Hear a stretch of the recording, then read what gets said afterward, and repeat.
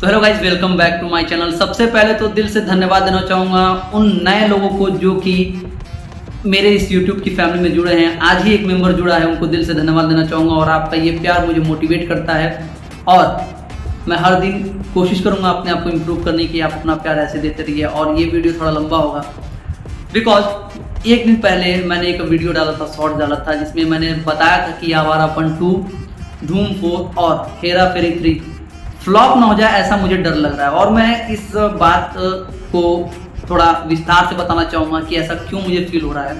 देखो, पिछले कुछ सालों में जब भी सीक्वल मूवीज आई हैं तो वो फ्लॉप ही रही है मैक्सिमम।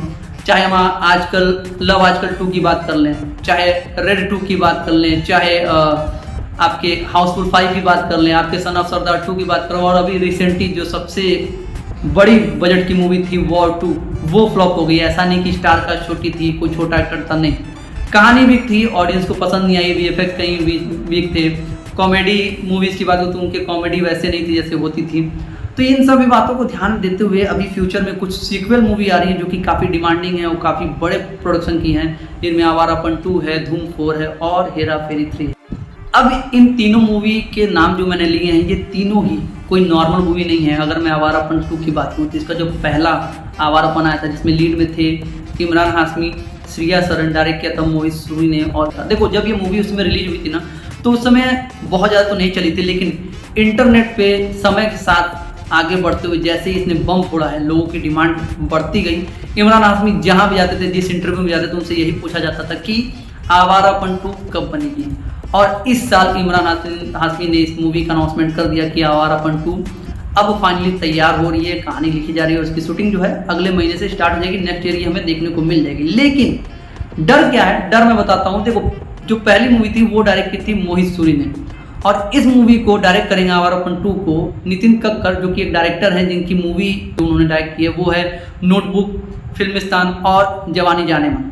अब देखो, डायरेक्शन पे तो मैं डाउट नहीं कर रहा हूँ, लेकिन जो कास्ट हुई है इमरान हाशमी के अपोजिट, वो हुई है दिशा पाटनी। दिशा पाटनी, यार देखो, दिशा पाटनी का करियर ग्राफ देखो ना, तो ऐसा कोई सॉलिड रोल उनका नहीं रहा है, अगर एक्सेप्ट छोड़ दें MS धोनी को, जो कि काफ़ी सिंपल लड़के को उन्होंने रोल किया था। अगर वैसा कुछ रोल हमें आवारापन 2 में देखने को मिलता है तो भाई वेल एंड गुड, अच्छा होगा। लेकिन थोड़ा डाउट आता है इन्हीं सब चीज़ों को लेके कि डायरेक्टर चेंज हो गया, कहानी कैसी होगी, गाने कैसे होंगे, बिकॉज आवारापन जो है एक कल्ट मूवी हो चुकी है, खासकर उसके गाने और जो इमरान हाशमी का उसमें लुक था, जो कहानी थी, वो लोगों के दिलो दिमाग पे छाई हुई है। तो ये बात लगती है कि यार वो चीज़ हमें इस बार मिलेगी कि नहीं मिलेगी, क्योंकि आजकल क्या ना कि डिमांड के तौर पे जो भी मूवी की डिमांड हो रही, पब्लिक कर रही है कि भाई ये मूवी बननी चाहिए, ये मूवी हमें चाहिए, इस मूवी का सीक्वल चाहिए। लोग बना तो दे रहे हैं, लेकिन वो उस तरीके से इम्पैक्ट नहीं दे पा रही है, वो कहानी नहीं दे पा रही है और लोगों को एंटरटेन नहीं कर पा रही, जिसकी वजह से मूवीज़ जो है फ्लॉप हो रही हैं।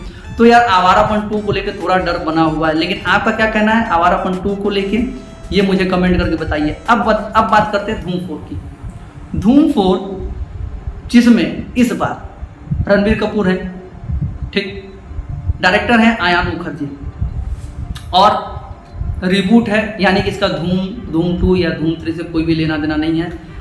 कास्टिंग पूरी चेंज कर दी गई है, इवन डायरेक्टर भी चेंज कर दिया है। अब देखो, धूम जब आई थी तो वो फिल्म सुपर डुपर हिट हुई थी। John Abraham, Abhishek Bachchan, Uday Chopra, mind blowing action, गाने अच्छे थे, ट्यून काफ़ी अच्छी थी। फिर धूम 2 आई, ऋतिक रोशन एक अच्छे विलेन के रूप में आए, एक्शन अच्छा था, गाने अच्छे थे। धूम 3 आई, थोड़ा टेक्नोलॉजी को अपग्रेड किया गया और धूम 3 भी ठीक ठाक चली।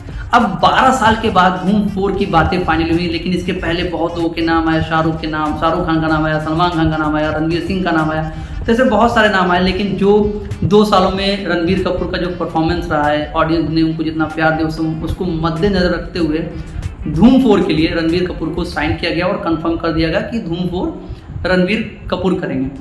अब डायरेक्शन की बात आई तो डायरेक्टर में आयान मुखर्जी, जिन्होंने ब्रह्मास्त्र हो गया, ये जवानी है दीवानी हो गई, ऐसी मूवी डायरेक्ट की है और सुपर डुपर हिट रही है, तो उसे देखते हुए वाईरफ ने उन्हें एज अ डायरेक्टर साइन किया। लेकिन वॉर 2 का जो हश्र हुआ है, जिसको आयान मुखर्जी ने ही डायरेक्ट किया है, प्रोड्यूस किया वाईरफ ने, उसको मद्देनजर रखते हुए, उसको देखते हुए यार डर लग रहा है कहीं धूम 4 के साथ भी ऐसा कुछ ना हो जाए। क्योंकि ये भी सुनने में आ रहा है कि वाईरफ जो है धूम 4 के लिए रणबीर कपूर के अपोजिट साउथ के किसी बड़े सुपरस्टार को लेने वाले हैं। तो यार ये जो चीज़ें हो रही है ना, ये बहुत डर पैदा कर देती है यार कि एक तो रिबूट कर रहे हो, डायरेक्टर चेंज हो गए हैं, कहानी क्या होगी कैसे होगी। और आजकल जो मैक्सिमम मूवीज़ जो बन रही हैं जिनमें एक्शन भर भर के वो VFX और CGI मैक्सिमम यूज कर रहे हैं। और वॉर 2 में जो VFX और CGI यूज किया है उसको देखते हुए तो यार ये डर तो बना ही ना कि यार धूम 4 का क्या होगा, धूम 4 का क्या होगा।